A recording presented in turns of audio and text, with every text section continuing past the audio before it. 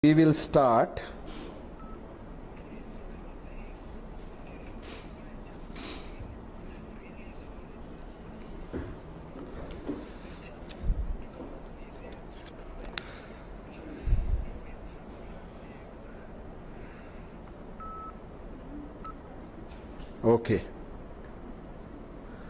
Okay, so very hurriedly we finished chapter 17 last week because we thought let us not leave a shloka or two.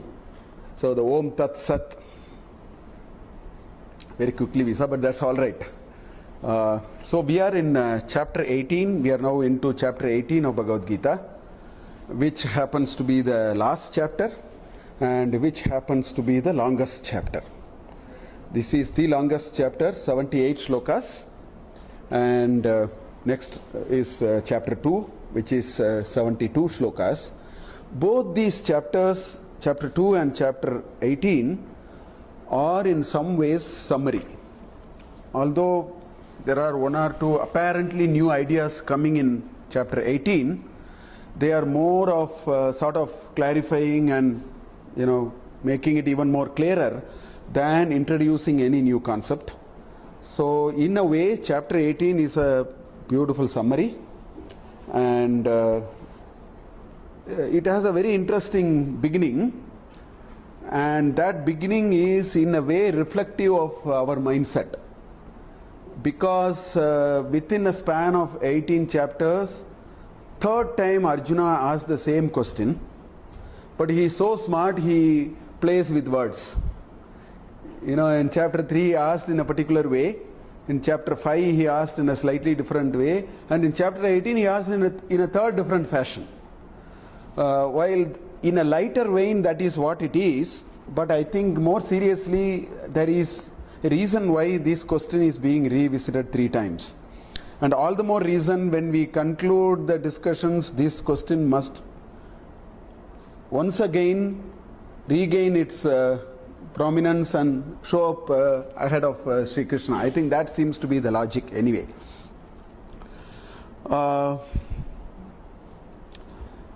Basically, the question is, I think in many ways, it reflects the confusion that not just Arjuna is going through, all of us go through, because Arjuna is a nimitta karana for us.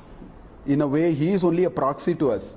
The entire Bhagavad Gita teaching is for us, and as I used to say, in chapter 8 he said, Tasmat sarveshu kaleshu mam anusmara yuddhya cha. So yuddha is actually daily life. Moment you read a yuddha, don't immediately you have to translate it into a war. Every moment there is a war going inside. Sometimes it is a peaceful war and ceasefire. Sometimes it is a very aggressive war. So the war is within us. The entire Ranabhumi, the Kurukshetra is, in a way inside. So that is why this whole text is all, at one level you can translate and understand, but I think it is a text which plays out individual psychology. And that's all the more reason that this question is coming for the third time. Now the question we will see anyway. The question is, he comes back to this question of sannyasa again. For the third time he came. Once he came in the third chapter, then he came in the 5th chapter, and in 12th chapter he asked slightly differently.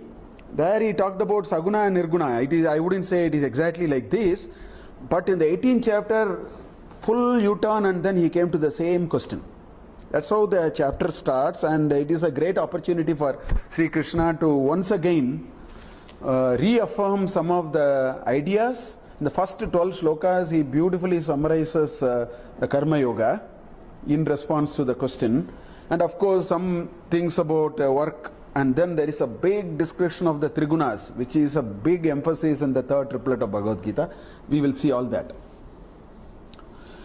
Basically, the question at one level is a very, very important question. The question that he is basically asking is, all of us have understood it in a very lighter vein. All of us are told that there is one approach to life which is completely renounce everything. This is a kind of a beacon light. This culture knows it. We may not know it in that much detail and in so much great this thing, but sannyasis are kept in great reverence. Sannyasa is considered to be a great concept, and our understanding of sannyasa means give up everything, give up all the work, give up everything totally. So this is the broad mental model that we have. Perhaps that is why Arjuna is finding it very difficult. What is this notion of, is this that perfection and the ultimate in life? If that is the case, why can't I go now? And it's a great opportunity for ask him, because he can avoid a lot of this war. So all the more you can hit two mangoes with one stone. One, you got your ultimate ideal which is revered in the society. Two, you solved a much bigger problem on hand, because you need to fight out these Senayor Upayorapi, 20th sloka in chapter 1. Pitrimsa, Pitribhyaha, Swashruhu, Swashraha, Swashruhu, Matulaha, Sambandinastata, Suhridaschaiva, Senayor Upayorapi, all those are there. You can go back really chapter 1 and understand why. So for him it is a great opportunity. One, I can avoid this. Two, looks like this is the greatest ultimate goal, why not I?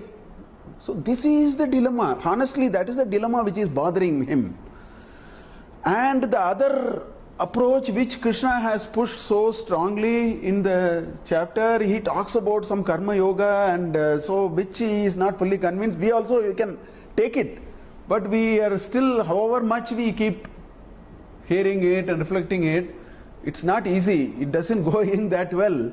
So that is the basic question. Why can't we all take sannyas? After all, they say this is a great, that's why even in our varnashrama dharma, if you take the ashrama dharma, look at the ashrama dharma. You said brahmachari and grahastha, then we said vanaprastha, and we said sannyasa. So logically it looks like that is the end point. So that is why he is bothered. That is why he is saying, why are you not letting me in? After all, everybody says that that is the ultimate thing in life. Why are you? Because every time he spoke about it, Krishna was just deflecting the discussion elsewhere. He never answered directly. He never, there is a certain impression that he didn't even encourage that question in a big way. Rather, he talked about a concept of karma yoga. So this is the real issue. And so this is Arjuna's last opportunity. So therefore, definitely you should ask it once again. So that's how this chapter actually starts. So before we get into this chapter and see what it is, let's go through a few. So this chapter is Moksha Sannyasa Yoga. That's the 13th chapter. It is not coming.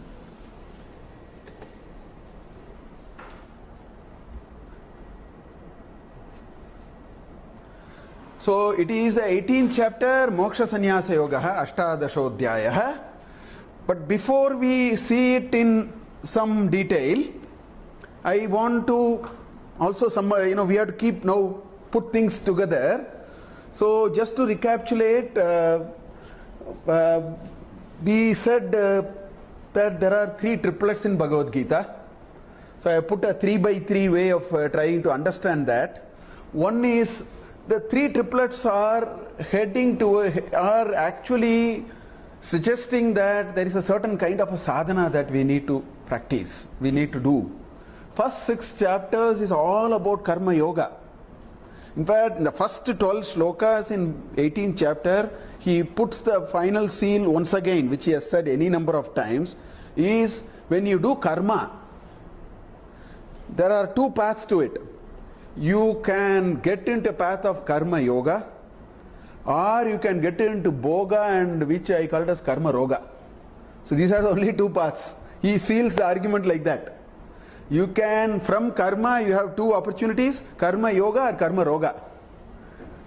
Looks like to me that's what it is. So in the first 6 chapters he talked strongly about karma yoga.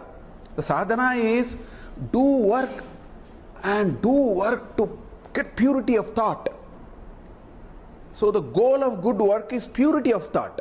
Purity of thought, if we don't get, Krishna says, that is the message. Strongest message in the first 6 chapters. That's what, in Viveka Chudamani also he says, Karmaha chitta shuddhyate na vastu upalabhyate. Vastu siddhi vicharena na kinchit karma koti bihi. That's in different ways he said. Why do you do work? We do work to get purity of mind, purity of thought. If work is all about double crossing and fixing this, fixing that, after 60 years, we have actually destroyed our Vyaktitva. I don't know, we would have made money, that part I do not know. But we would have definitely destroyed our Vyaktitva. There is the self would have been bruised. The self would have been reduced to nothing. This inner self would have been destroyed, abused, all that. So he says, don't do that. Because the body will go, the self will not go. The self is the residual which travels from Janma to Janma, so you need to protect it, you need to improve it. So that is the first 6 chapters. It should lead to Chitta Shuddhi. We should have very clean thought in our mind. That's the greatest scorecard for work. Then in the next 6 chapters, he talked about Bhakti Yoga, because otherwise this mind will really wander. If you get Chitta Shuddhi, if work is not bothering you, the mind has a tendency to then catch to something else. It will not keep quiet. And if you leave it, it is a very dangerous apparatus which can really take and go. It's like a dog, you have to tie it and keep it in some place. So how do we do it? That's where the Bhakti was introduced. You have Ekagrata. You have, Ananya Chinta is the word again and again you will find in second triplet. Ananya Chinta. Ananya Chintayanto Mam. That is what it is. Can you focus the mind, and how do I focus the mind? Give it a reference point. Give it a possibility to focus itself, hold on to it even when it engages in the world with all the Chitta Shuddhi. So that's where the Bhakti Yoga came, and that sadhana should take us to the integration of the mind. The mind must get more and more composed. Manaha samadhiyatam. That samadhana must happen to the mind. So that is the idea of the second triplet. So this concept of Jiva Jagat Ishvara being nothing but the same in many manifestations, and that grand picture must really impress us and see the breadth of the span of divinity. So that is the idea in the second triplet of. Then the third triplet is all about enlightenment. That all this is fine when you have the ekagrata of the mind, Chitta Shuddhi is there, then the knowledge will spark. Knowledge is already there. Knowledge is not something which has to be packed. That is the contrast Indian wisdom has taken. It says you don't give any knowledge. Knowledge is already there. You have to remove the obstacles. So the first 2 are to remove the obstacles. If you remove the obstacles, it's like a cloud which goes away and the sun shining. That descriptions are there in chapter 3 and even in chapter 9 and so on. Can you remove all the obstacles? The sun will shine. In fact, one Devaraja Mudaliyar, he was a great advocate in Chennai last century. So he went to Ramana Maharishi. He is one person who had a little courage to keep asking questions to Ramana Maharishi. Many are silent. They go and in the Sannadhi of Bhagavan, they are silent. This person oftentimes, so once he was asking Bhagavan Ramana Maharishi, why is it that I don't have grace? Should I not have grace to get this realization? He asked. After a few days, he said, it's already there, you don't come in between. In Chase Tamil, he said, it's already there, you don't come in between. You see, your Ahankara is actually creating a problem. He says, it's already there, you don't come in between. You keep off, grace is already there. That is the idea. The knowledge, this is nothing but a bundle of knowledge. It is nothing but, what is called, it is a bundle of knowledge. Jnanamaya pradeepaha. That is the word he uses. It is nothing but jnanamaya. Nothing else. But since so many things are really, avarana, it is, enveloping it endlessly. So the third thing is that the avarana is main raw material of this avarana is trigunas. That's why the entire third triplet is on trigunas only. That's why we saw how in chapter 13, we said Purusha and Prakriti uses the guna as the gum and then Purusha gets stuck with Prakriti, the famous sloka, with 22nd sloka in chapter 13. Or, Gunatraya Vibhaga Yoga, or you look at Daivasura Sampat, or you look at Shraddhatraya Vibhaga Yoga, that continues in this chapter also. So the enlightenment comes only when you remove. You don't come in between, as Ramana Maharishi was saying. How do you remove it? Work on the gunas. And that should lead to enlightenment. So that is one way to understand. The other is the Mahavakya. The padas in the Mahavakya, Tattvamasi, we already talked about it. So the first 6 triplets talk about the Tvam Padartha, the you. The next 6 triplets of the 6 chapters talk about the Tat Padartha, which is that ultimate goal that we need to reach. And the third triplet talks about Asi, to become. To become, what is this journey to go there? So that is being described in the third. So in other words, what are the factors which actually will take us there? The first 6 is all about prayatna. Abhyasena tu kaunteya vairagyena cha grishyate. That's what he said in 6th chapter. There is an abhyasa, which is the free will part. The free will part is something which only we can exercise. And if we are willing to exercise the free will part, then the bhakti will get us the grace of the Lord. The prasada. The prasada comes after prayatna. Let's do prayatna and then the prasada will follow. We don't have to look. In fact, such a purity of prayatna, will forget about this prasada, it will follow. We don't have to really bother about it. So that is the second factor which leads to all these. And the third is this sadguna. The effort of working on the gunas. That is a higher plane of endurance that we need to do. So that is how I think these 18 chapters are actually playing out. So chapter 1 of course is introduction, chapter 2 and 18 are real summary, started from the 11th. But somewhere this is the thread that is flowing in all the 18 chapters, and we need to be very aware of these stages of the evolution in which we should be really going in terms of whatever we do. Another way to look at all the teachings, so you can actually look at it in this. Let's start from Janma. We are in a particular Janma. There is one birth. Okay? And there is this Triputi. We see there is a sadhana, sadhaka, sadhya and sadhana. There is something to be achieved, there is an achiever, and there is a process of achieving. Right? There is a drik, drishya and drishtya. There is a seer, there is something to be seen, and there is a process of seeing. If you work in the world of activity is there only when there is Triputi. Even if one of the leg is demolished, it is over. So we are all in the thick of work, which means we live in a grand framework called Triputi. And what is a Triputi? There is a subject, there is an object, and there is a process. You can apply to anything. That is called Triputi. So we are in a Janma, and since Triputi is a reality for us, therefore we will work. If Triputi is not there, we will not work. If sadhaka and sadhya merged, or there is nothing like sadhana, there is no work. So the necessary condition for work is Triputi. We talked about it in chapter 13 in some detail and so on. So since Triputi is a reality for us, I see something to be achieved, I see some effort has to be put, and I see myself as an achiever. There is an achiever, there is something achieved, and there is a process of achieving. This is the grand framework of Triputi. Since Triputi exists, we will be in an action, and there is always a free will. Free will is always there. From chapter 5, he has been saying that free will is always there. That is the one which completely distinguishes human being from all creatures known to that God has created, the divinity has created. We are the only ones who have free will. Nobody else has free will. Those who are born here only has free will. That's our sampat.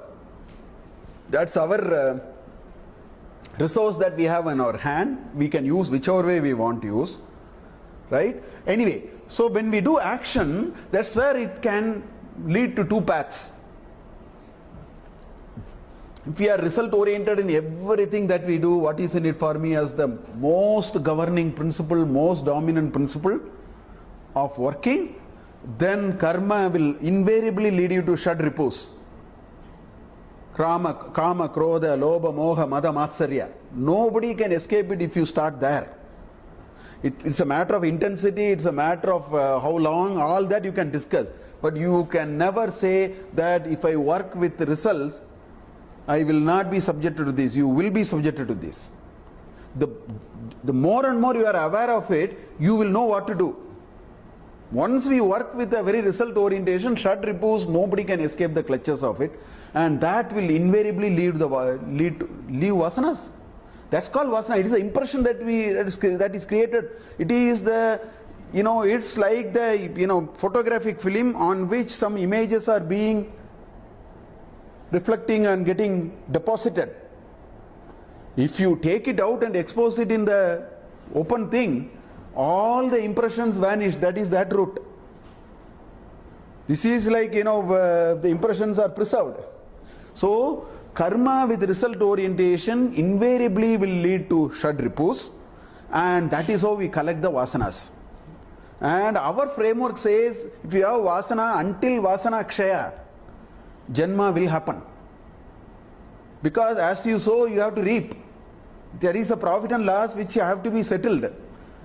It's not about loss, it's about profit also. If you are looking for profit or loss, if you say, I don't want profit or loss, I am beyond that, that's a different kind of a thing. So as long as vasanas accrue, we will go through this loop. So this left loop talks about why we make Janma after Janma after Janma. Now the question is, where will it end? That is the right loop. The left loop is an infinite cycle. Now if you go to the right side, so in the action, because of the free will, if we train our mind to a state of no expectation of result, this is what Sri Krishna has so beautifully and so elaborately talked in Gita. Tasmas karma kaunte mukta sangha samachara. That's what he said in chapter 3. Yajñartam karma lokan anyatra karma bandhana anyatra karma bandhana tasmat karma kaunte mukta sangha samachara. That's what he said in chapter 3, 9 sloka. So many places. Karma pala asanga. How many times he would have mentioned that? So if you go on that route, that is what he called it as yoga. This is what I call it as roga. Because rebirth is roga. Don't think it is healthy. If you do things so that you will get one more birth, it is roga. Because this roga is postponed or repeated once again in different intensity and different form. That's why I call it as karma roga path. Whereas Sri Krishna told us there is something called karma yoga path, which is that.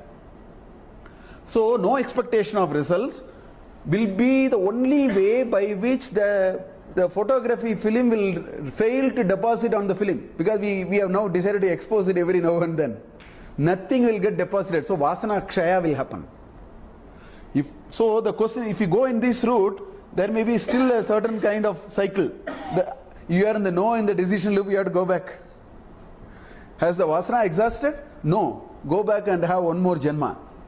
But as long as you go here, one day you will develop the escape velocity to come here. Because the vasana is exhausted. Once we come here, that is when the sun shines. Until then the sun will not shine. It is avarna. The knowledge is there. It is layer and layer and layer of thick layers which is completely blindfolding it. So the vasana kshaya is actually a process of peeling off the layers. Once you do it, jnana vichara will happen, Triputi will get destroyed. When Triputi get destroyed, even if you go in this route, nothing will happen. You will be unfit for action. Action may not be possible if Triputi is destroyed.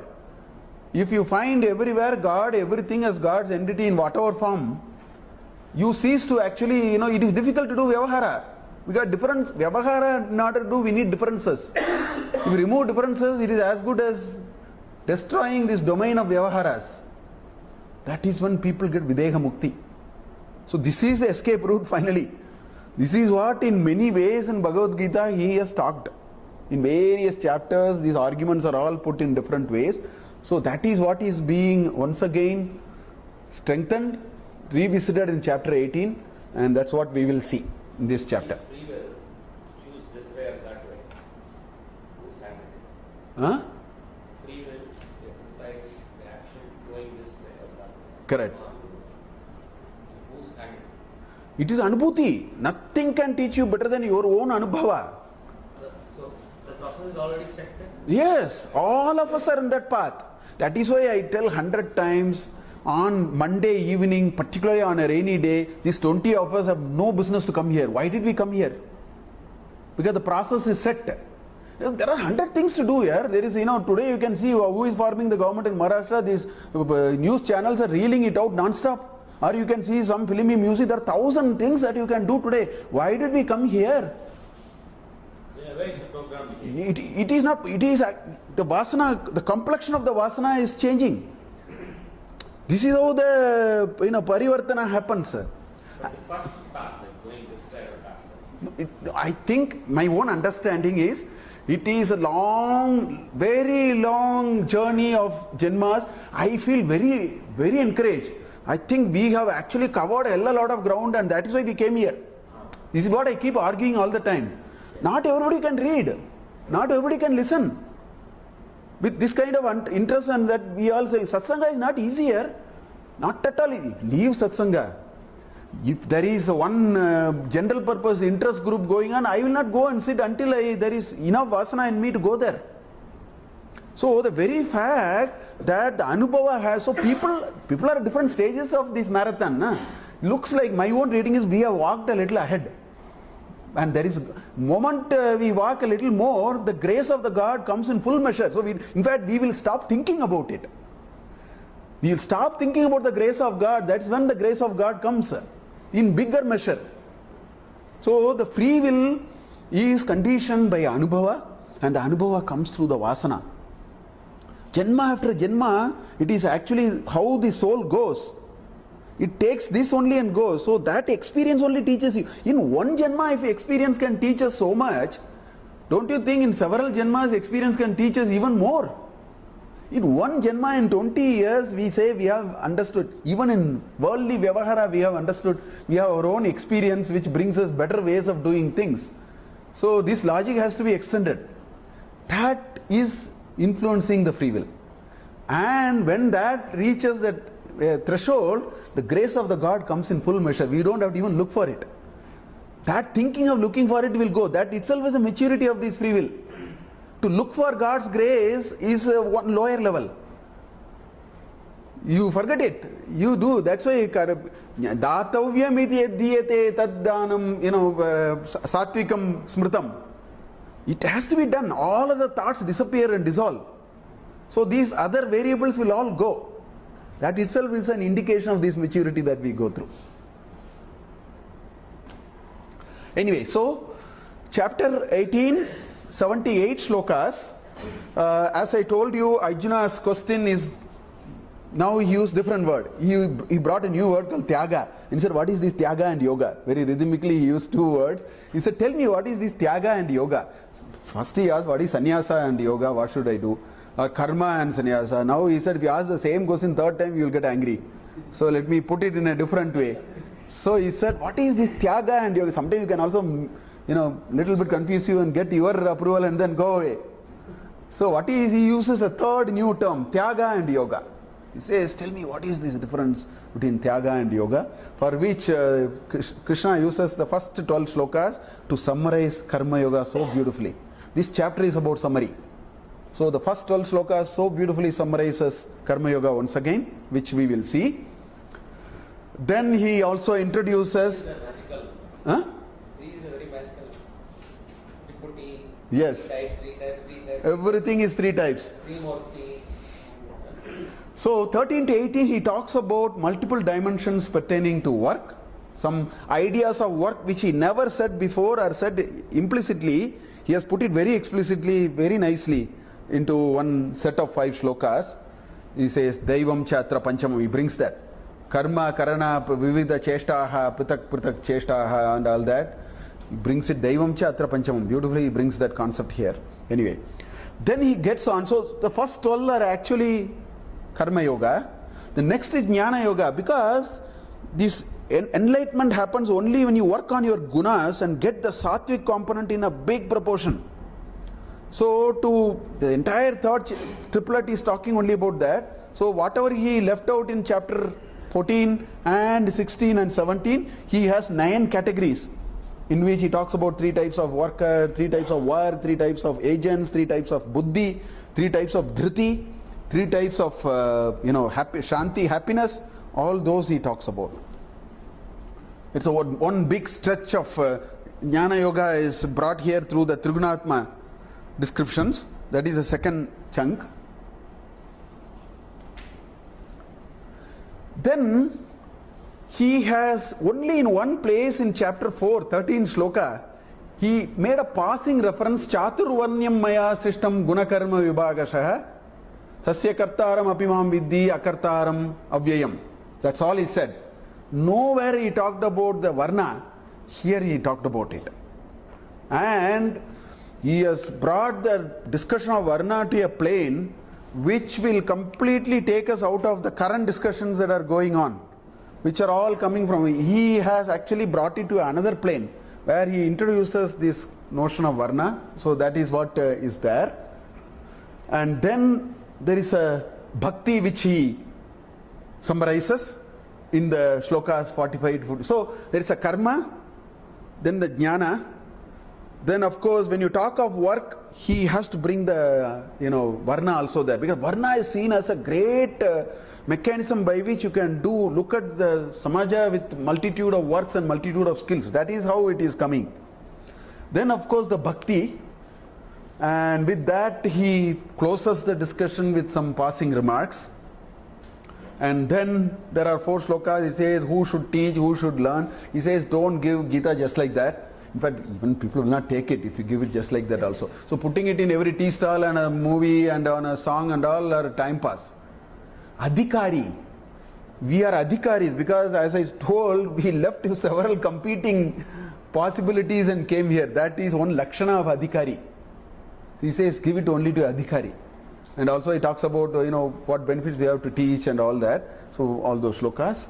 And then there is a one question and one answer. Did you understand? He said I have understood. So it's a short, so it looks a little artificial, but anyway, the 72 and 73 are just a short question. Have you understood everything? He said I have understood everything, kind of an answer. Then there is a beautiful summary of Sanjaya with this grand finale called, where he says Yatra Yogeshwara Krishno Yatra Partho Dhanurdharaha Tatra Shri Vijayo Bhutir Dhrivani Tirmatir Mama. That's the last sloka with which Bhagavad Gita ends.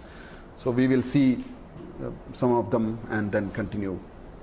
But the most important thing before we get into anyway, we'll see the first sloka. First sloka is Arjuna Uvacha. Sannyasasya Mahabaho Tattvam Ichami Veditum Tyagasya Cha Hrishikeshaha Prithak Keshi Nishudana. Keshi Nishudana is the adjective for him, one who destroyed Keshin. So anyway, and Hrishikeshaha is also another adjective for Krishna. So he says, I want to know the tattva of sannyasa and tyaga. In other words, he is saying they are all still standing apart for me. Please clarify. That's a very implied understanding here. Sannyasasya, tyagasya cha.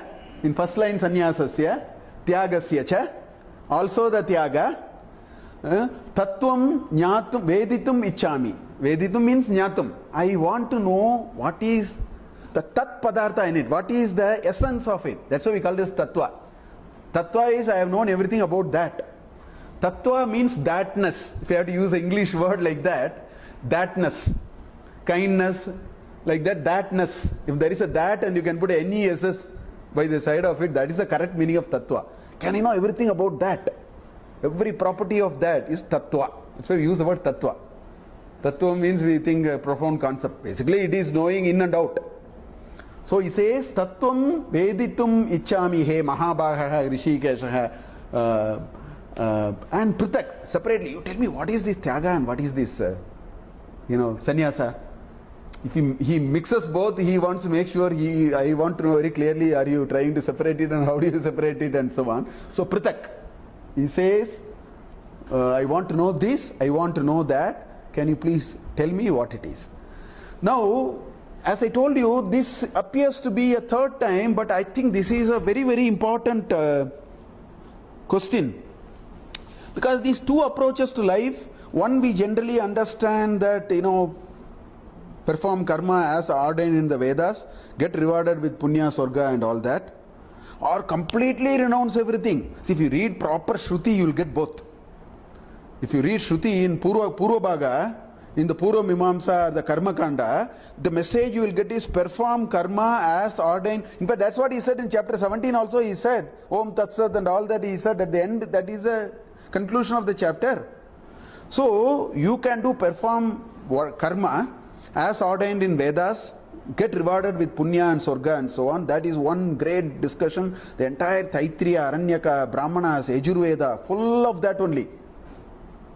In fact, the front part of Yajurveda, Rigveda and Samaveda is only that. How do you do the yajna, how do you please the gods and get the benefits out of it is the major preoccupation of the Shruti. That is why we know that seems to be one path. Then there is the other path which is completely, then we know this reference also, which society puts it in great reverence. Renounce everything, become a sannyasi. That's the ultimate of sannyasa. Give up everything and then you have reached the ultimate stage and attain liberation. So this is where the confusion is. How are you telling two things and please tell me what do I do now? So there is a genuineness in his confusion that comes again and again. So the question is there a solution to how can we reconcile these two? Actually Gita has reconciled it so beautifully in chapter 5 actually. I talked it in detail when we talked in chapter 5. It has so beautifully reconciled this. We need to go back and then, because he asked the same question in chapter 5 and he so beautifully, I even gave an example. It's the question that Arjuna asked was like saying, should I register for a PhD program or should I get a PhD degree? It's a foolish question. You have to register for a PhD program, put so many efforts and after a while one day you get a PhD degree. The question is not a great question.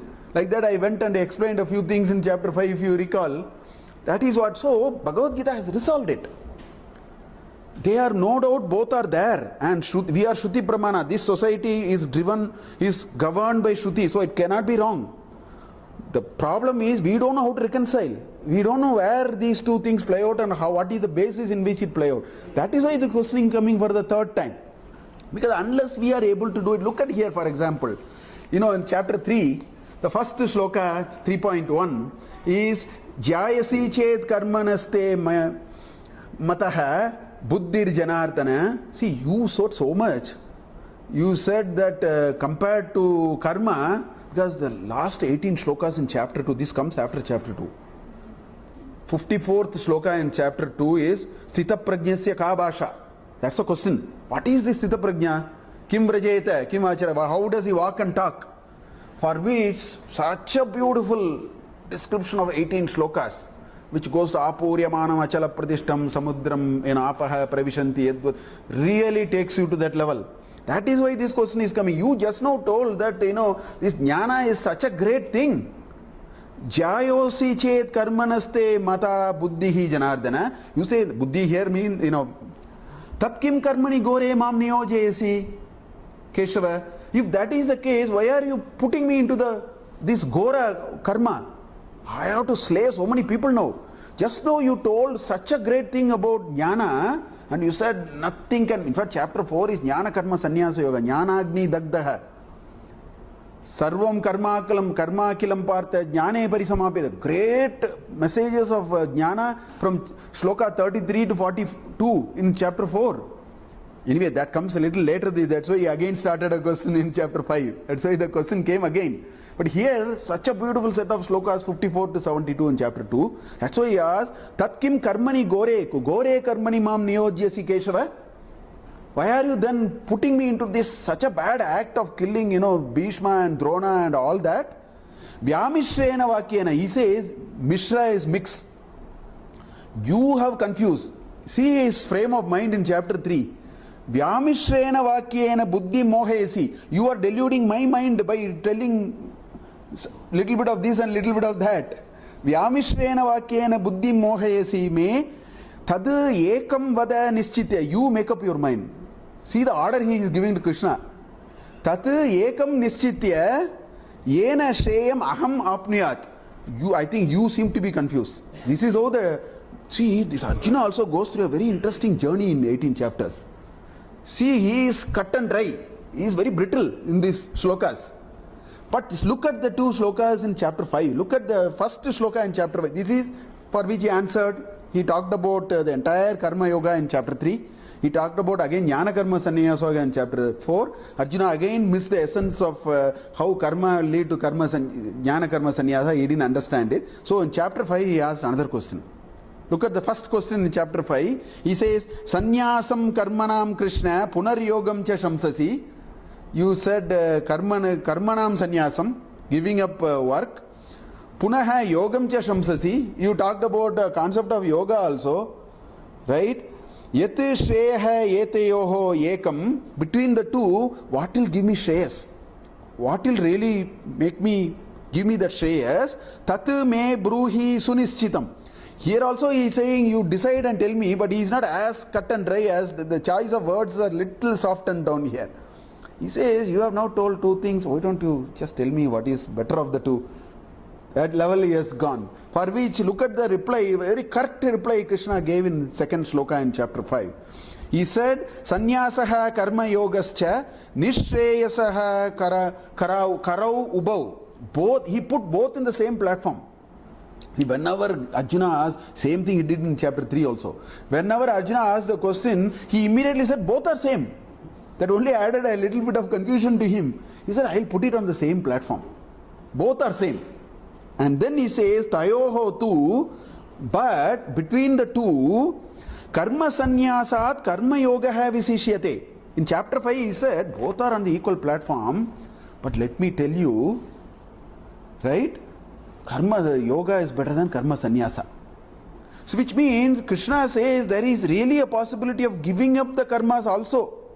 But every time when Arjuna asked this question, he said, no, let me tell you, karma yoga is better than karma sannyasa. So we have to understand the spirit of this recommendation.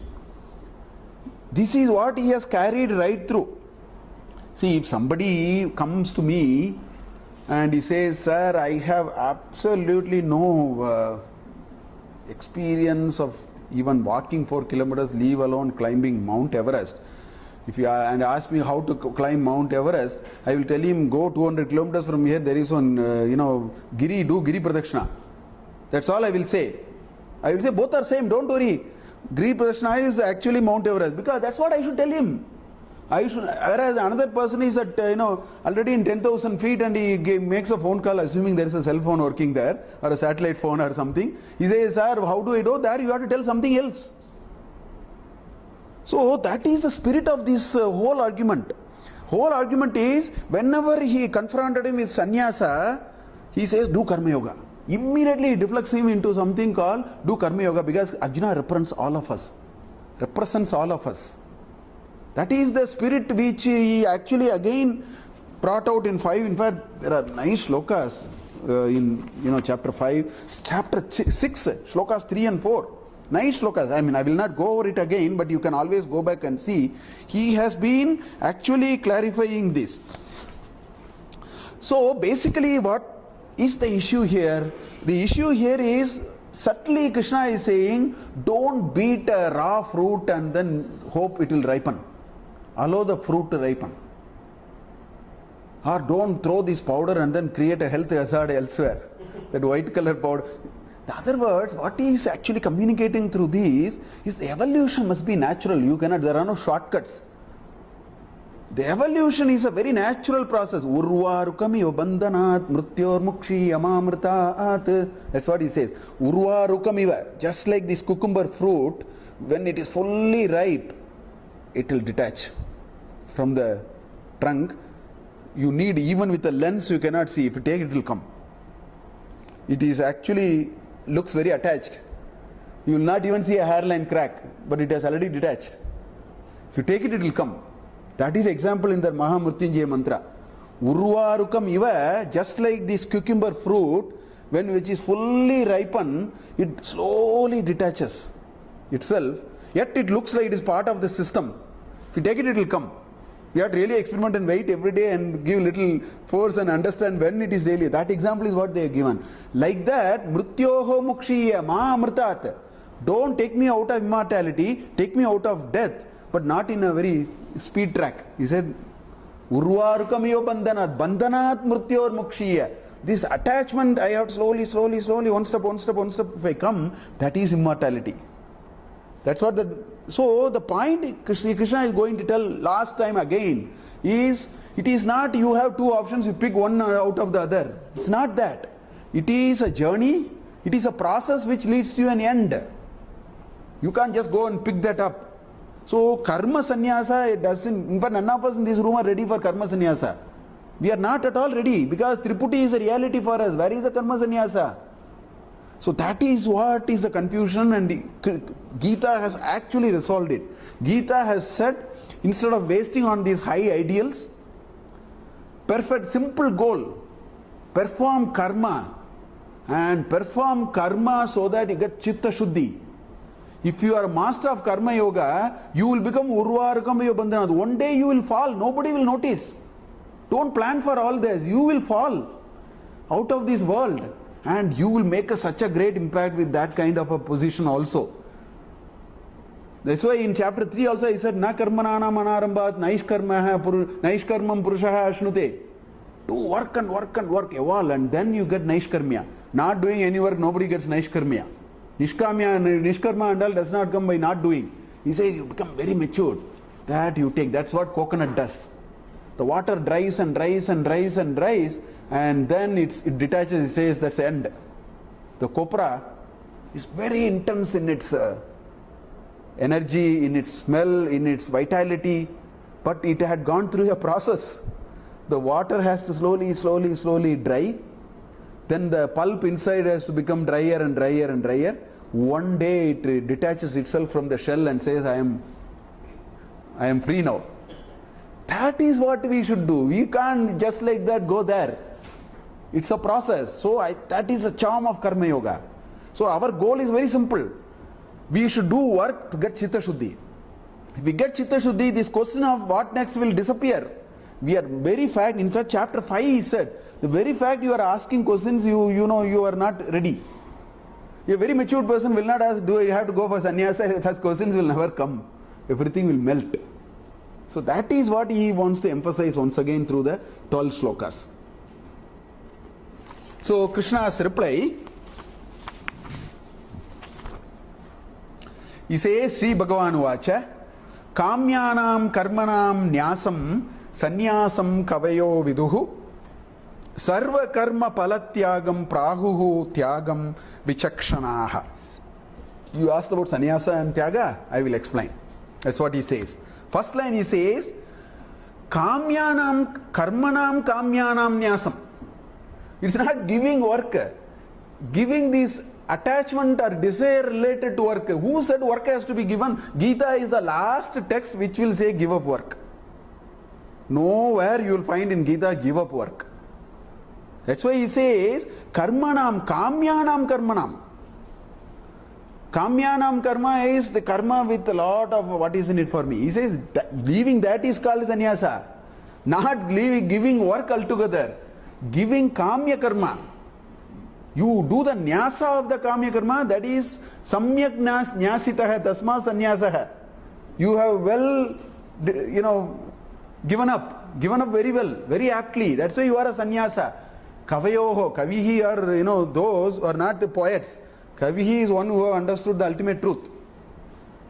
That is what is called kavihi. So, kavinam ushana kavihi is what he said in chapter 10. He is a great rishi, seer. Ushana is a great seer. That's why in chapter 10 he said kavinam ushana kavihi. So, kavi is a great seer, sage, who has seen through the truth. They have said renunciation of kamya actions. Kamyanam karmanam nyasa, not just giving up work. That is the definition he gave for sannyasa. Then for tyaga, he said, I will come to it, that 5 types of karma I will come. Then sarva karma palatyagam prahuhu tyagam vichakshana. People who have seen through the game, vichakshanaha. Chaksha. Vichakshana is those who have seen through the game for themselves, which means they have so much of wisdom acquired to them. Right? Wise people.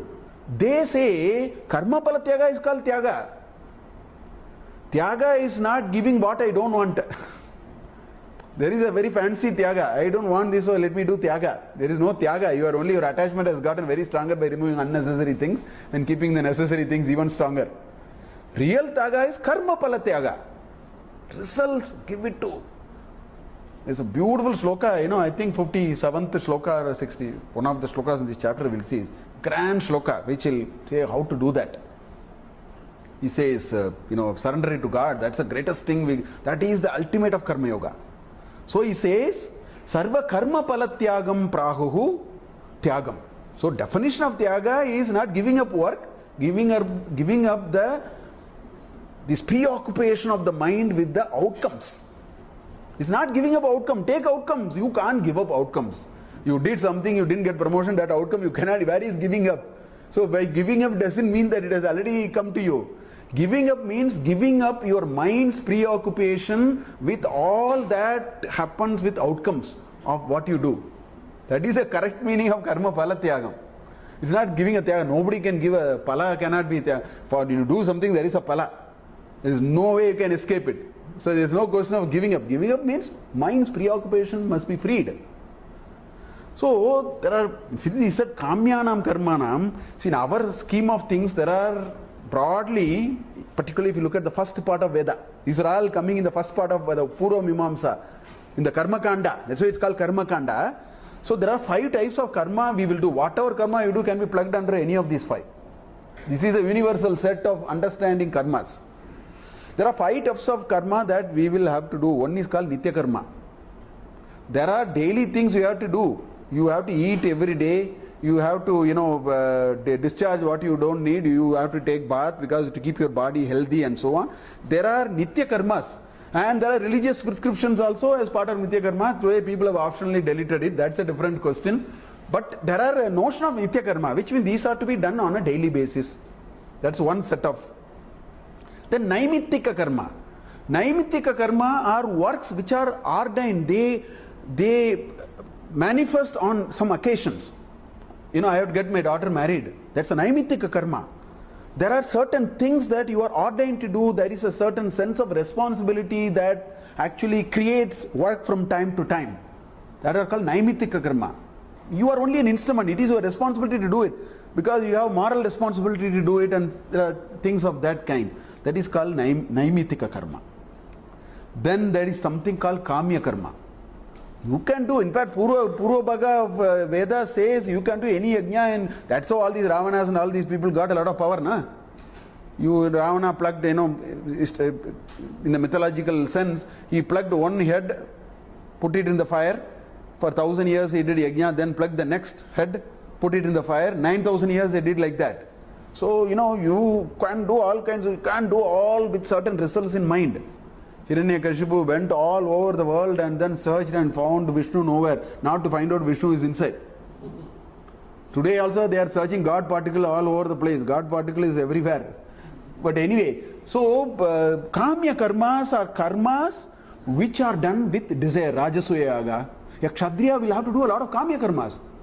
Or, even there, some of them he can actually give up. That is where the other things come. But there are Kamya Karmas with Palam Uddeshya, whatever karma we do, they are all Kamya. I want this, I want that. See, our Siddhanta and our Vedanta is so realistic. He thinks there are people like that. There are people at every stage of evolution. They are provided for everyone. You can't put one ideal book and then one size fits all and then everybody is straitjacketed into it. You will destroy Vyaktitva by doing it. The Anubhuti must come by walking this path. So Kamya Karma is a big part of our literature because that is the start of evolution. You should see the futility of that after so much of experience which this soul has gathered over Janmas. But moment you get into Kamya Karma, it comes with an, take one, buy one free offer. Moment you engage into Kamya Karma, Nishiddha Karma will happen if you don't do it properly. Because you are now doing it with an interest, na? You want an interest, then my expectations are very tight. So Vidhi and Nisheda is a fundamental building block of Kamya Karma. There are strict do's and there are don'ts. And if you tread into don'ts and do it, they are all called Nishiddha Karma. They are all Nisheda. Vidhi and Nisheda are major prescriptions in Karma Kanda. You read, Karma Kanda, Jaimini's this thing, Purva Mimamsa, Vidhi and Nidesha. Dharma Shastras are all full of Vidhi and Nidesha because you want to do for Kamya. Everything must be done with strict do's and don'ts. So Kamya Karma comes along, but buy one, take one free, the Nishiddha Karma will come. If Nishiddha Karma comes, and if you have to get the Kamya Karma, you have to do the last one. It is called Prayashchita Karma. Otherwise, this negative effect you cannot be warded off. It's simple, when you engage in a business, then you have a desire, you put certain thing in front of you, there are do's and don'ts. Unless you undo the obstacles, your business will not flourish. It's the same way. Kamya Karma will lead to Nishiddha Karma if it is not done properly. Kathopanishad, the whole story was based on that only. This father wants to do a yajna for some benefits, and this boy was so upset with the father because he is giving useless items in dana.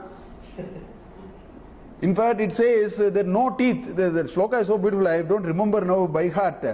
It says this cow he donated had no teeth, which means it cannot milk at all. That kind of descriptions are there. Yama says, that comes in the Kathopanishad. That's why the son is bothered. You are doing a Kamya Karma, it will be futile. So he kept on interjecting, and he didn't like the father doing, and then repeatedly asked, who am I going to give me? The father was so irritated, he said, I'll give you to Yamadharma. And if he doesn't give to Yamadharma, that is a Nishiddha. Because your promise must be fulfilled. That's part of this Kamya Karma do's and don'ts. That's why you go to Yama, and all that Kathopanishad, all those comes there. So Krishna says, Kamya Karma you don't do. That's what is real sannyasa, is what he says. Kamya Karma don't do means do work by taking what is in for me away. Then it no longer becomes Kamya, it becomes Nishkamya, Naishkamya Karma. That's what will happen. It's all, the tag comes only with the frame of mind with which you entered into doing something. See, you can go and clean a temple for the sake of saying, it's a place of God, divinity, and it's so dirty, let's all get together and clean. Or you can clean the temple because somebody must say, give you a shawl, or, from that small things you can build what is in for me, a long list. It all depends on how we want to approach any work we do. So, Naishkamya Karma is possible, is what he anyway argued throughout in Bhagavad Gita. Then he said, Tyajyam doshavat iti eke. Then he said, what are other people's views? And then he comes back, he says, my view is this, in the fourth sloka. So he says, Tyajyam doshavat iti eke karmaha prahuhu manishinaha yajnadana tapak karmaha na tyajam iti apare. So cha apare. So he says, some people have this view, and the view is, at no cost give up yajna, dana and tapa. They are very important. They are actually measures of social sustainability, actually.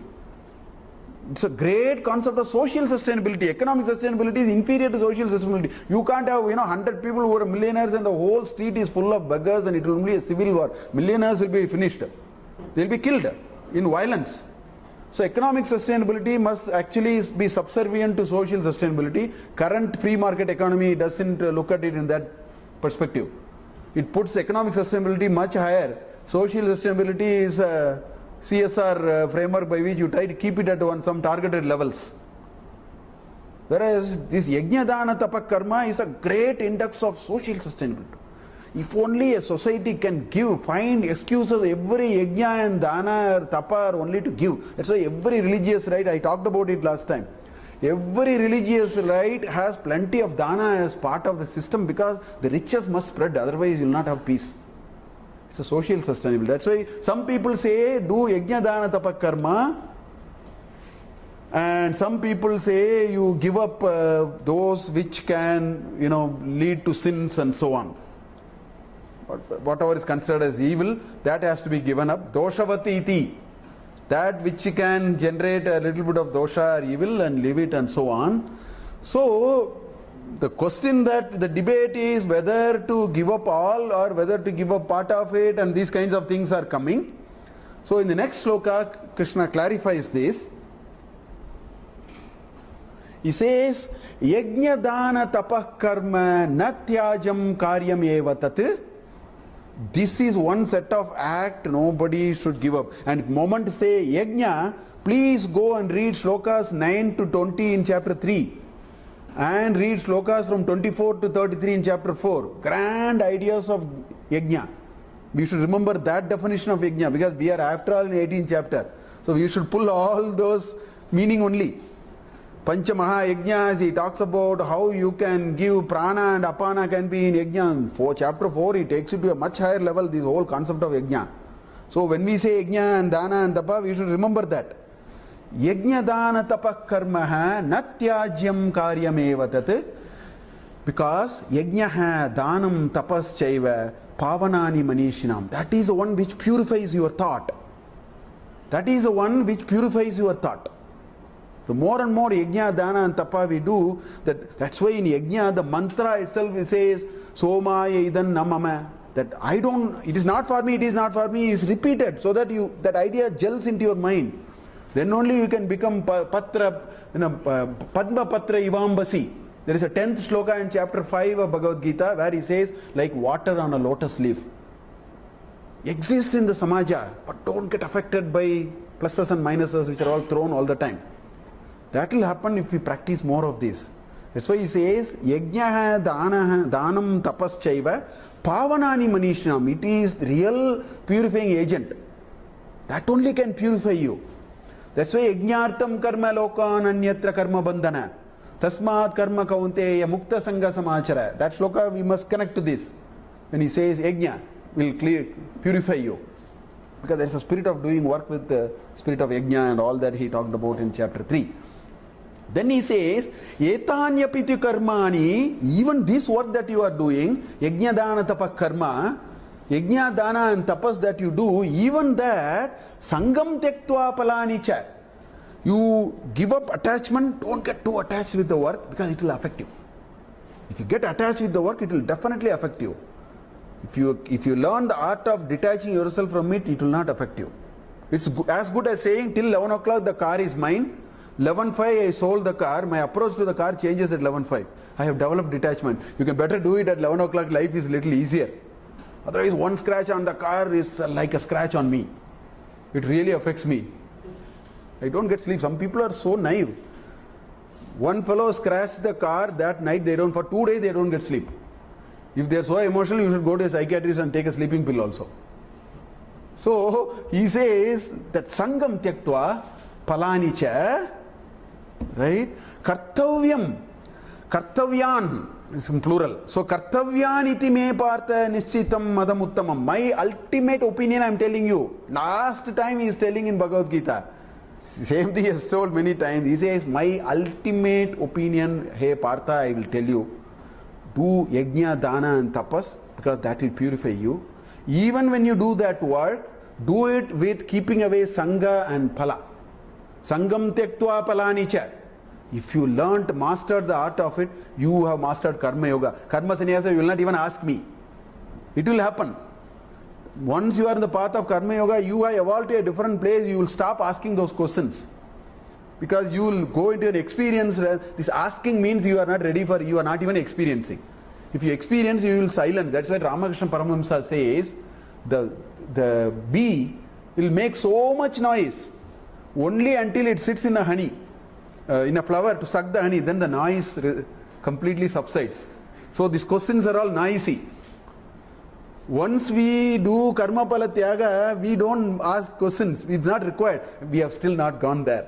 So we should know. That is why he was dissuading the second question all the time. He says, finish this. The other will happen very naturally. You don't ask. You will have no motivation to ask questions. Paul Brenton, when he came to meet Ramana Maharishi, he had a very long list of questions to ask. And he said, I will not leave him. This is my last opportunity. I have seen so many rishis, so many godmen here. I am not impressed. Since the Kanchi Paramacharya said, go and see, I came. That night he did a lot of homework. And he recollects, the only thing that happened to him was all questions resolved. Absolutely no need to ask questions. He went there and he says, I don't know what happened. The urge to ask questions, that's what I think a holy and divine person can do to us. In their sannidhi, our questions will dissolve. After coming out, questions may come, reappear. In the sannidhi, I am telling you, you can experience it. This is one way to understand a divine person. Your questions will dissolve. You will have no motivation to ask any questions. You will experience some serenity and peace, and your mind will say, don't disturb it, by bringing the analytical mind and asking questions. Keep it away. Let the right brain be immersed in it. Don't bring the left brain. Leave it. That is the idea. So he says, do this. Kartavyaniti me partha nischitam madamuttamam tyaktva palani sangam palani cha tyaktva kartavyan iti madam uttamam, me madam uttamam. This is my ultimate opinion in this subject matter, is what he said here. So Tyaga, since he asked about Tyaga, he said, now let me tell you the 3 types of Tyaga. Because the guna is, we have to work on the guna. Otherwise, we will never make progress. We can read thoroughly, memorize, but then if we get attached in what is in it for me, or do blindly, will be tamasic or rajasic. So he wants to take every opportunity to drive the need to work on the gunas. So the next 3 shlokas are 3 types of Tyaga, because he asked about Tyaga. So he says, Niyatasya tu sannyasah karmano na upapadyate mohat tasya parityagah tamasah parikirtitah. He says, first of all, niyatam karma cannot be given up. Na upapadyate, that is so improper. First of all, you please understand that if somebody gives up, because we live in a society, this is such a modern outlook. Gita is such a modern outlook. When you are living in a society, you cannot run away from work. The society demands very different kinds. That's why Gita is a text in which it's not about rights, it's about duties on work. It's not about rights. It's not a society built on rights. It's a society built on duties. Karman eva adhikaraha mapaleshu kadachana na karma pala heturboho mate sangastu akarmani. That's what he's saying here again. Na upapadyate means mate sangastu akarmani. It is improper, it is inappropriate to do not work and be part of a sangha, part of a society.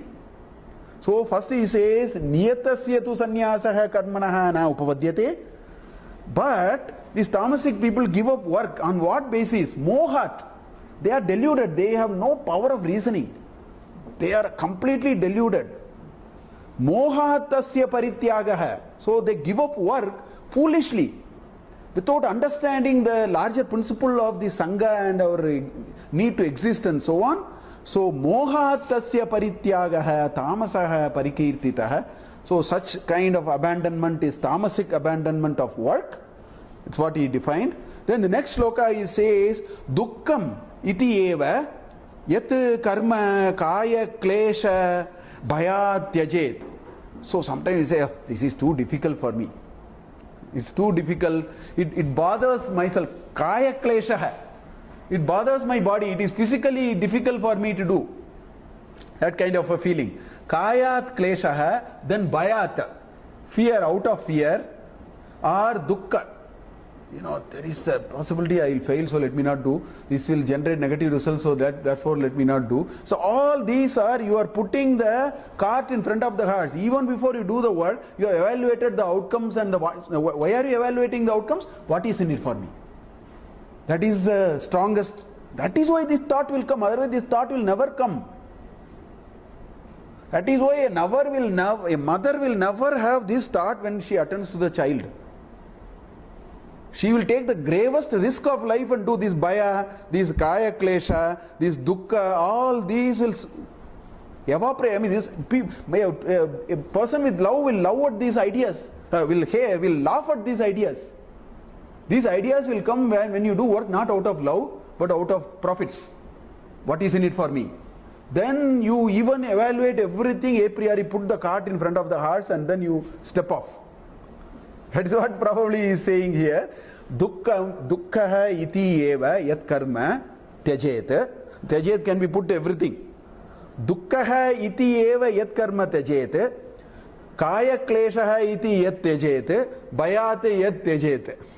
You can give up work for any of these reasons. Sakritva rajasam tyagam naiva tyaga palam bhavet.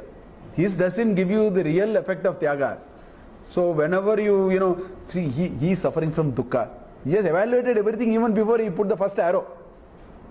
He has evaluated everything. All these will apply to him also in the Kurukshetra war actually. That's why he has evaluated, found all the results. So he says, now I will leave Tyaga. He says, no, this is so Rajasic and it doesn't give you a Tyaga Palam. Even if he says, I am willing to do a Rajasic Tyaga, he seals the argument by saying, the Pala of Tyaga is not there. It is futile. You have wasted an opportunity of Tyaga. There is no Tyaga Pala.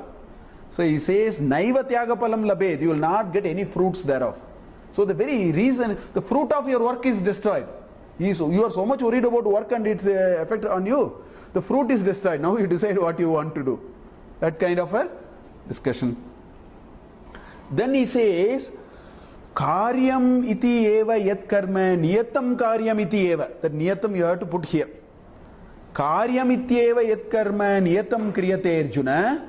Sangam tyaktva palam chaiva satyagaha satviko mataha.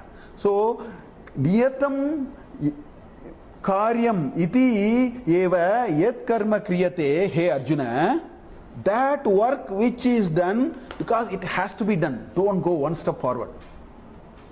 This situation demands this response.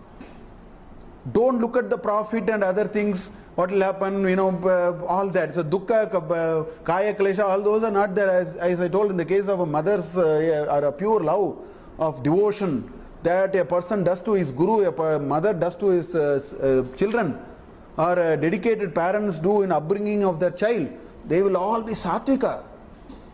That intent is very sattvic.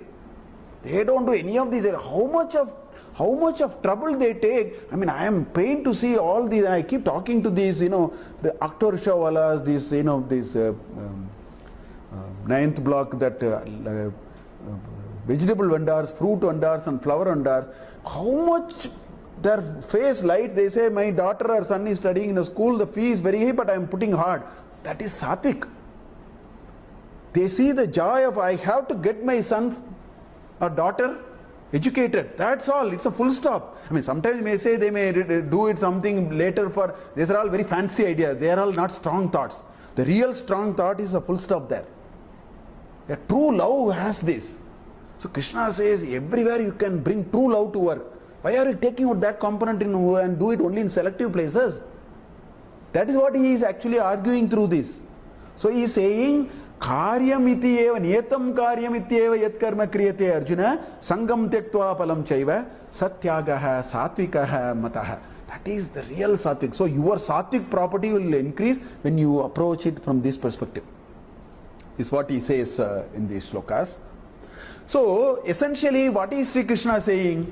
There are 5 types of karmas. Nitya or Vihita karma, then Naimittika karma, Kamya karma, Nishiddha karma and Prayaschitta karma. No, see, there are a few definitions he has put in the last few slokas if you look at. He says, give up 3, 4 and 5, it is called sannyasa. Kamya, moment you have kamya, nisheda will come, prayaschitta will come. These bundle you can throw. That work you give means, you give the what is in it for me in that part of the work, the name of that, the tag will change, work will remain. It no longer called kamya. So kamya work you give means not stop working. Remove the pala and sangha, then it becomes naishkarmya. The tag changes, the work remains. So he says that is sannyasa. Give up these 3 perspectives to work, that is sannyasa. Give up the fruits, so all of them will get. Kartavyam iti ekraryaha kriyate, all of them will become nitya karma. We will all merge into 1 and 2. These 3 and 4 and 5 if you destroy, they will get merged, retagged into 1 or 2. Therefore he says, giving up the fruits of 1 and 2 is called tyaga. So that's how he concludes this, saying tyaga and sannyasa are there. It is not karma sannyasa, it is pala sannyasa, pala sangha sannyasa, because that will take you the raga and the shat ripu will get away from you. Otherwise this will bother you. Positively or negatively, either ways it will bother you. Don't think positive is a good bothering, it's also a bad bothering. After a while you will understand. Because too much of good things will completely take your propensity to take even the slightest bad thing. That's very bad.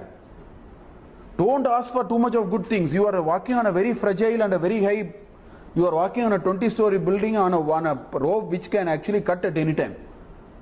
Walk on a 1-story building, let the rope cut, you will fall, nothing will happen. Some fracture, you can fix it. So don't aim for, don't think I am talking pessimistic. It's not a great idea to say good things. You should say, I should be blinds neutral to what is happening. We will gather life. This good things is not a great thing. It will actually prepare us for a big disaster later. Our propensity to take bad things is very, very low. Our resilience will come down. So bad is not bad, bad is good. Because bad brings a good component into it. Bad in the sense, bad outcomes as we think. So that's why he says, Ragadvesha must go if you remove the Tyaga. Third is the key. Because fourth and fifth are coming out of the Third. So essentially, focus on that, yeah. So this will all retag into 4 and 5 will go off to a large extent, and then that will retag into one of the two, and then work on karma. That is the prescription. This is what he said several times in the first six chapters. He's only, since this is the last chapter and he has to summarize, he's saying it once again in so many words for having asked the question. the sloka also you mentioned about only kamya karma. Yes. Yeah, kamyanam karmanam. Nyasam sanyasam idu uchyate. Then he concludes by saying, what will happen if you work in a plane of kamya karma? That question is still not answered adequately. So that is why this sloka comes. He says, Anishtam, Ishtam, Mishram cha Trividam Karmana Palam. When you do work will put three types of outcomes to you. The pala that comes out of work is of three varieties. Anishtam, I didn't like it. It's a bad outcome for me. Ishtam, I liked it. Then Mishram, it's not a pure classification of sorts. It's somewhere in between. It's not neither black or white, it's a shade of grey. Okay? So Anishtam, Ishtam, Mishram is mixed. Mishram cha Trividam Karmana Palam. Why is he saying it? He says, Bhavati Athyaginam, Bhavatyathyaginam, Bhavati Athyaginam Pretya, Natu Sanyasinam Kvachit. So if you are not a Tyagi, if you are a Tyagi, this Ishta, Anishta, there is one out of 20 values in chapter 13. It says, Upapattishu. Ishta, Anishta, Upapattishu. There is one value he talked about in 20 values. That's what he is saying. If you are a Tyagi, then Nishta, Anishta, Mishra are all hypothetical ideas. They exist, it doesn't map. He never said it existed. It says it is not mapping onto your mind. The problem is only when it maps onto your mind. That's why when you're in deep sleep, nothing maps on your mind. You are absolutely bliss. Nothing but bliss. In deep sleep. In dream it maps. That's why you have tense dreams and forehead getting sweat and all that. But in deep sleep, your mind is not mapping nothing is cognitively mapping onto your mind. So if you are a Tyagi, Ishta, Anishta, Mishra will be there, it will never map on your mind. But if you are a Atyagi, it will map on your mind, and then he says that it will get into the stock of vasanas. Then it works you one way or the other, you start building this so-called Sanchita Karma. That's why he says, even after death, Pretya, it will not leave you. Because he takes the vasana and goes, these strong feelings of pluses and minuses are with you. So it will continue to play out. That's why Pretya Natu Sanyasinam Kvachit. For the people who have given up, it will not follow them. But those who have not given up, it follows them. Even after their death. That's what he says. In other words, this is our scheme of things. It's a simple schematic to tell what really happens actually. We have imagine there is a big, at the backyard there is a big drum. And in the drum there are some material which have to be, this is like a game. Imagine this is a game. There are so many video games. You can put the entire karma into a game actually. Video game. At least you can master the art of knowing the knowledge, not experiencing it. Okay? So, imagine the game is as follows, that you have to empty this drum. That is a game. If you have emptied the drum, you have won the game. That is a game. Now the rules of the game are such that if you play very carefully, you will exhaust it. Otherwise, you will put it back. In the process, you are engaging the activity of exhausting it. So I am reminded of one of these Rajinikanth movies. He was given so much money, he was asked to exhaust it, he multiplied it into so many crores, and he goes for a horse betting, and then his horse, instead of losing, wins. Like that. So what it means is, when we do one janma, one life, essentially what the soul does is, it plays one session of the game. It takes from the sanchita karma which is stored, it takes something which is called prarabdha karma. Pra-arabdha, that which has started, that is the meanings. It has well started. Pra-arabdha, prarabdha, actually.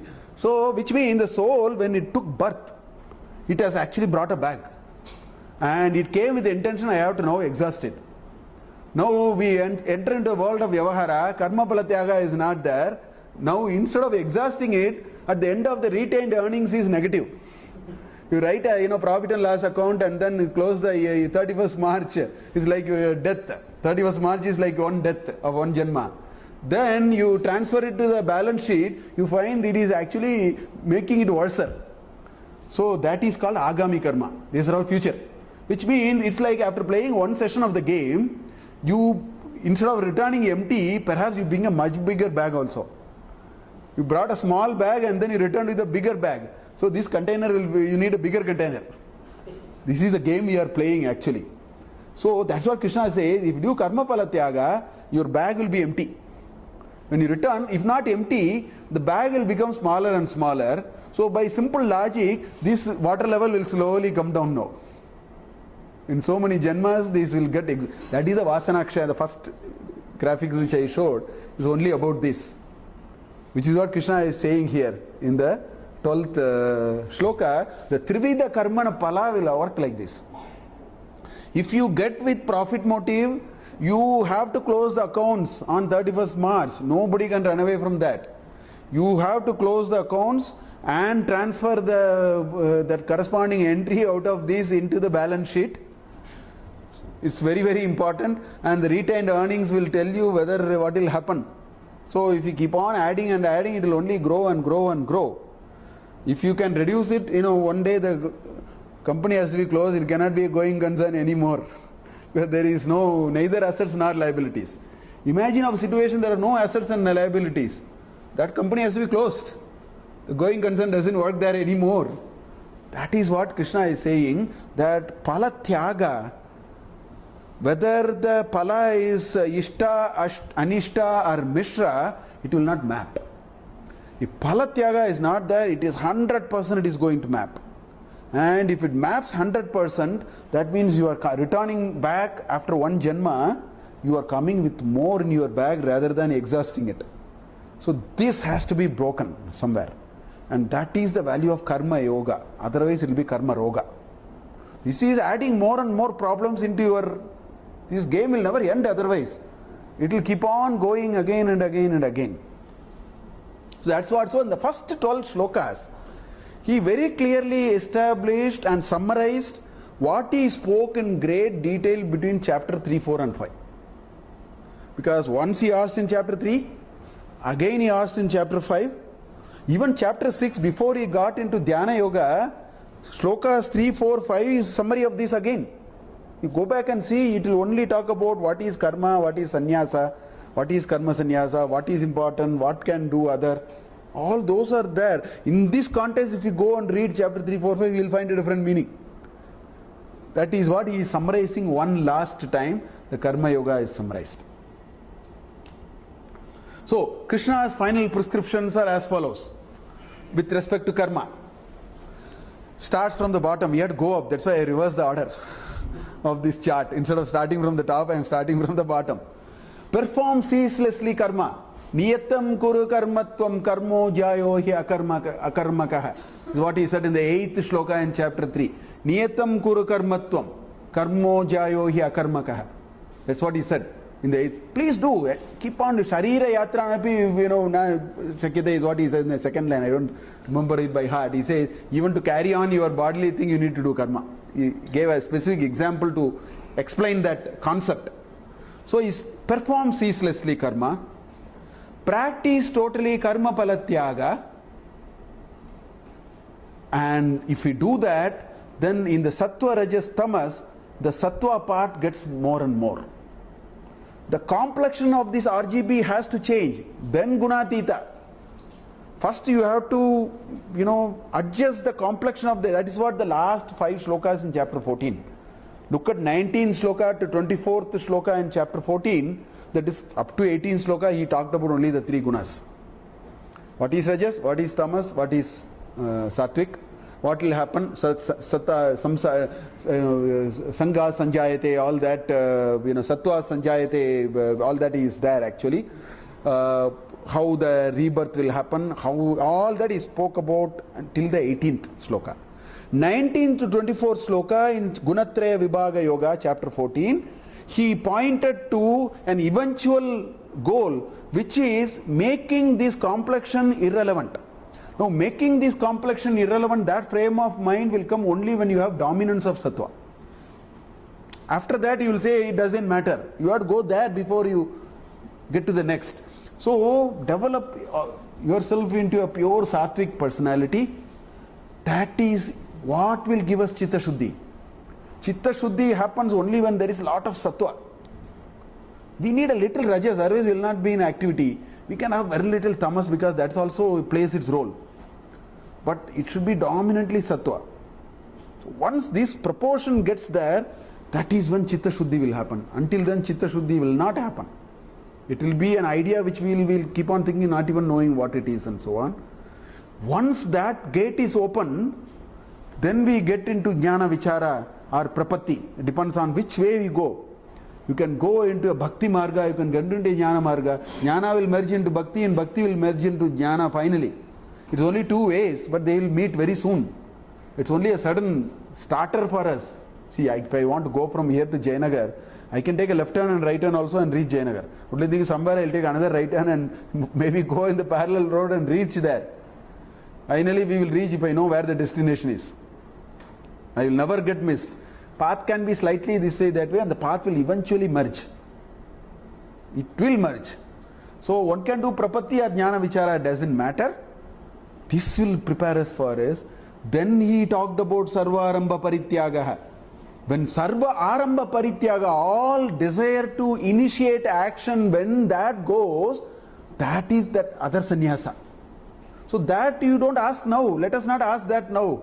Let's climb a ladder one step at a time. We will not even bother about it. We may not even know how it happened and when it happens. We don't intellectually don't waste time in any of those. I think we must be in the present. Don't escape the dynamics of the present. Krishna has given us such a beautiful workable plan. Chitta Shuddhi. That's all. Let us, if required, spend the next 100 janmas or 10 janmas, whatever, it doesn't matter. Let's work only on Chitta Shuddhi. That's all. If Chitta Shuddhi happens, all other things, the grace will come and everything will follow. Let's not worry about it. That is how he seemed to have put all these ideas in all the places. I only summarized it in a particular way here in this chapter. So with this, the 12 slokas are over. We will take the balance from the next class, where of course slokas 13 to 18 is still talking about work. As just a fallout of it, he talks about the 5 different aspects of work, because he wants to talk about the triguna of many of them. That's why he introduced, which we will see in the next class. Thank you.